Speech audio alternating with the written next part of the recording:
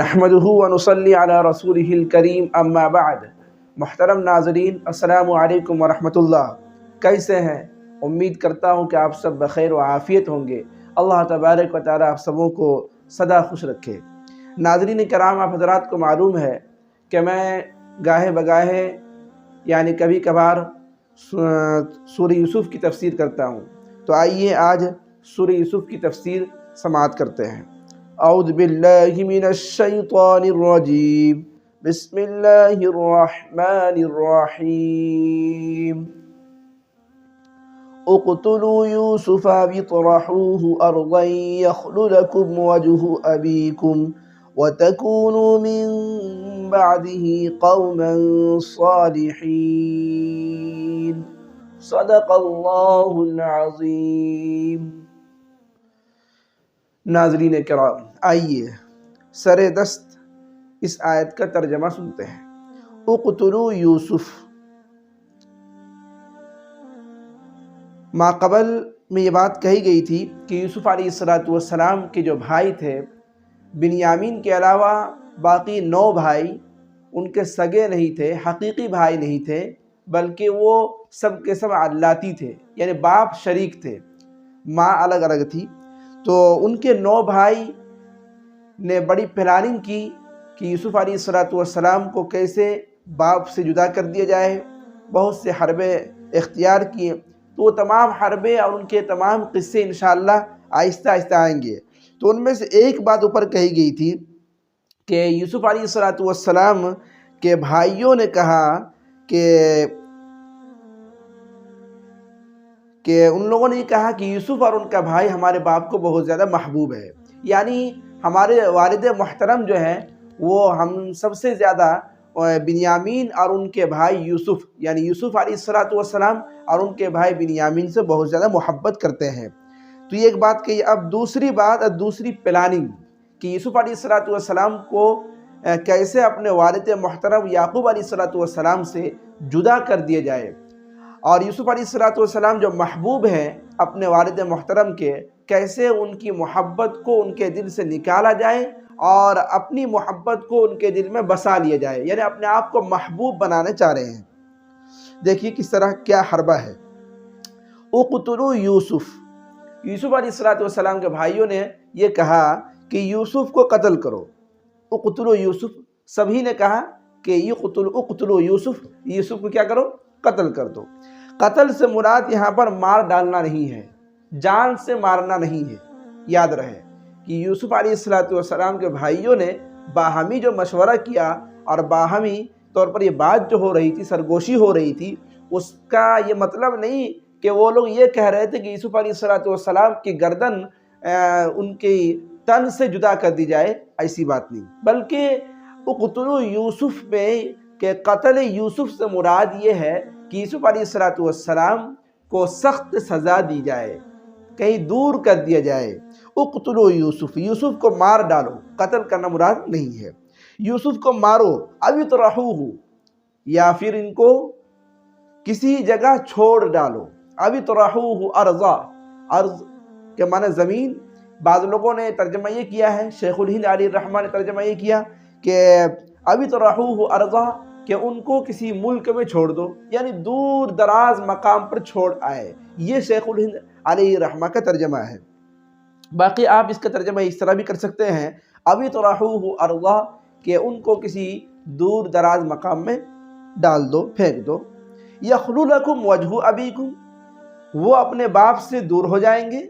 जाहिर सी बात है, जब इंसान किसी इंसान के करीब होता है और जितना ज़्यादा उसके करीब होता है उतनी ज़्यादा उनकी मोहब्बत उसके दिल में बैठती है।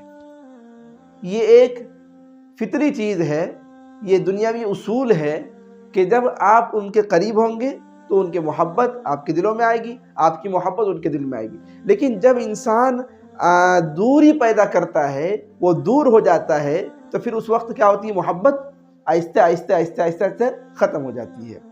तो यूसुफ़ अलैहिस्सलाम के भाइयों ने ये कहा कि देखो मेरे वालिद मोहतरम याक़ूब अलैहिस्सलाम बहुत ज़्यादा मोहब्बत करते हैं यूसुफ़ अलैहिस्सलाम से। एक काम करो, अगर तुम ये चाहते हो कि तुम वालिद मोहतरम के महबूब हो जाओ और ان کے حوالے سے ان کے دل میں نفرت پیدا کر دو تو اس کی ایک صورت یہ ہے کہ یوسف علیہ السلام کو باپ سے دور کرو۔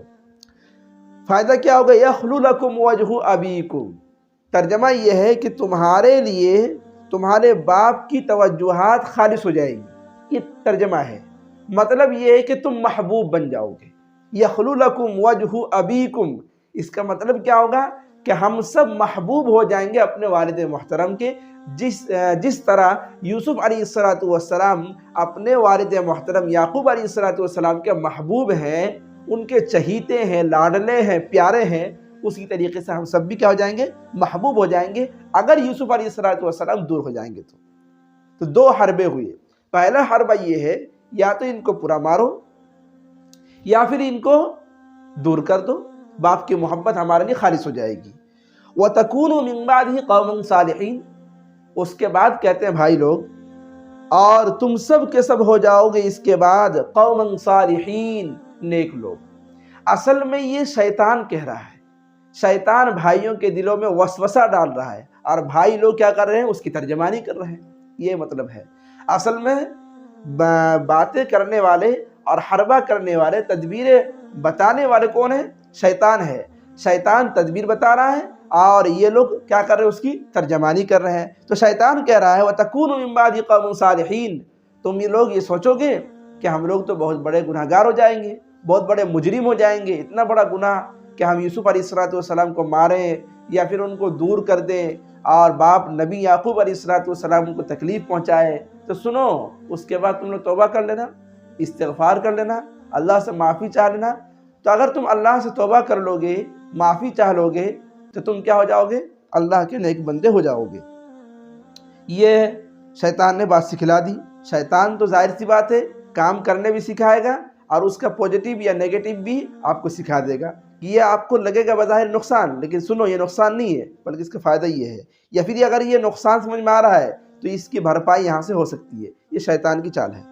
قال قائل منهم لا تقتلوا يوسف والقوه في غيابة الجب، بڑے بھائی یہودا وہ بڑے چالاک تھے اور سب کے لیڈر تھے، انہوں نے کیا کہا؟ قال قائل منهم، ان میں سے ایک کہنے والے نے کہا لا تقتلوا یوسف، یوسف کو مارو مت، یوسف کو مارو مت، والقوه في غيابة الجب، حالانکہ اس کو ایک گمنام گڑھے میں ڈال دو۔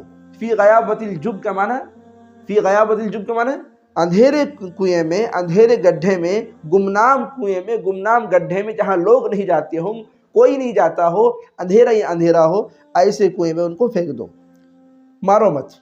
یلتقطہ بعض السیارہ، ہوگا کیا کہ کوئی راہ گزر، کوئی مسافر ان کو اٹھا لیں گے۔ یلتقطہ بعض السیارۃ ان کنتم فاعلین، کہ کوئی راستے سے گزرے گا، کنویں میں آئے گا پانی کی تلاش میں، پانی کی ضرورت ہوگی، وہ آ کر کے کیا کریں گے؟ اس کو اٹھا لیں گے اور لے کے چلے جائیں گے۔